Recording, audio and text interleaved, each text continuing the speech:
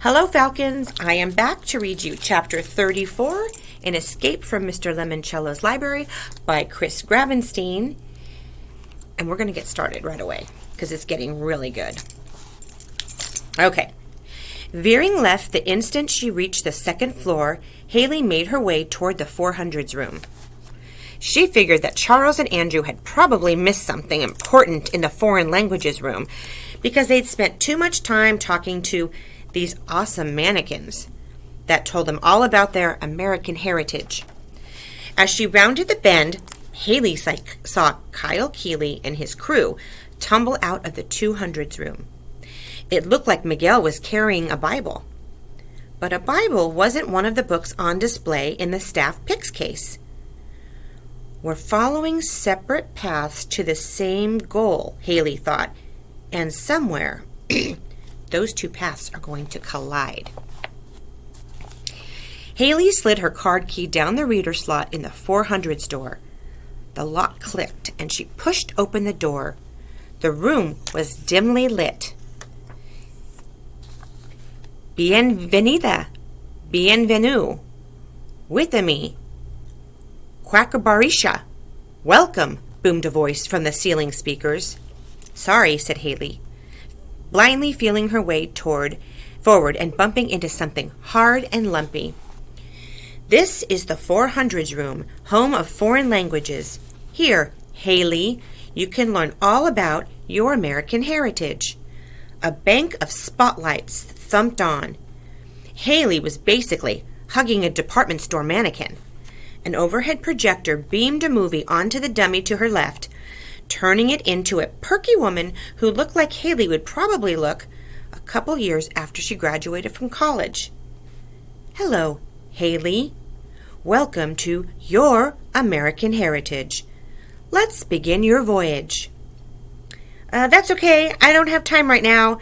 I'm Haley Daly. My ancestors were Irish, okay? So we can skip the history lessons. And suddenly, the two mannequins at the far end of the row turned into sepia-toned versions of her great-great-great-grandmother and great-great-great-grandfather.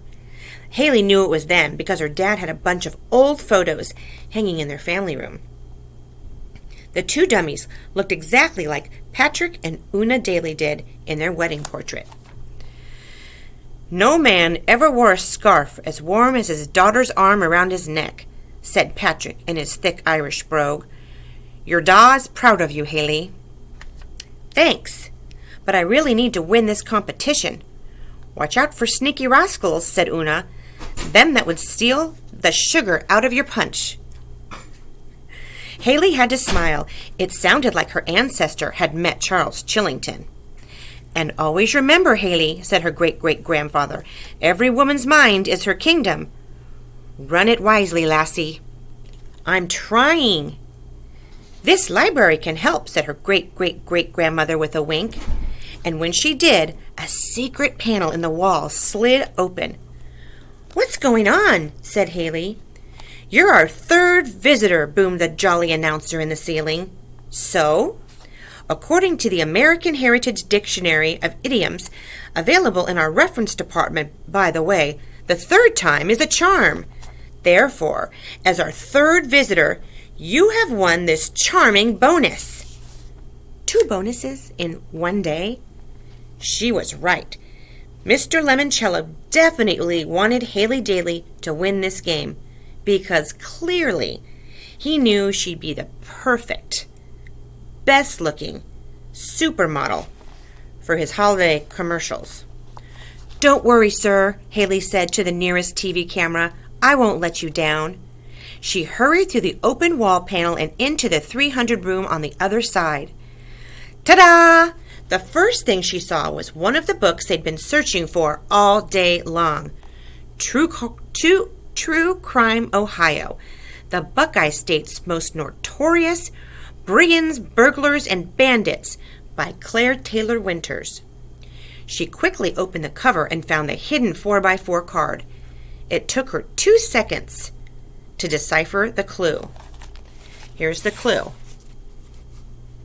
3 people playing musical instruments plus its. 3 people playing instruments makes up a Bandits. Bandits. Haley remembered another bit of Irish wisdom, something her dad said all the time. Never bolt your door with a boiled carrot. She decided to keep this new clue secret and secure. She wouldn't share it with Charles or Andrew. Haley took off her left sneaker, folded the card in half, and slid the clue into her shoe for safekeeping.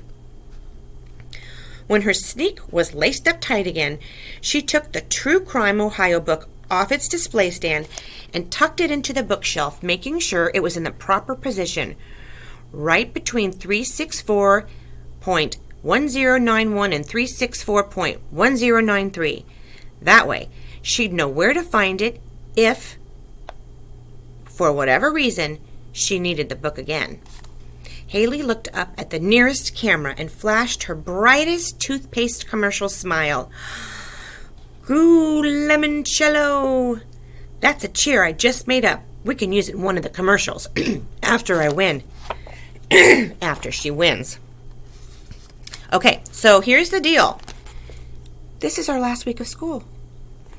We just finished chapter 34. We still have a handful of chapters left to read, so I am not going to leave you hanging. I will come back. We won't be having a bulletin. The focus won't go out, or the newsletter. But if you go to the library website, I will continue to post chapters of this until we're done. It may be 2 chapters a week or 3, so it might be a couple of weeks before we finish the book. But if you're interested, please visit the library website and Mrs. Walton's library, and you just click on it, and you'll go to the read alouds, or go to the YouTube channel, and you will find the rest of this book. I hope you have a wonderful summer. I hope you follow this book. It's such a good one, and I can't wait to see what happens. In the meantime, happy reading. Keep reading. It's been fun, and I will see you soon. Bye, Falcons.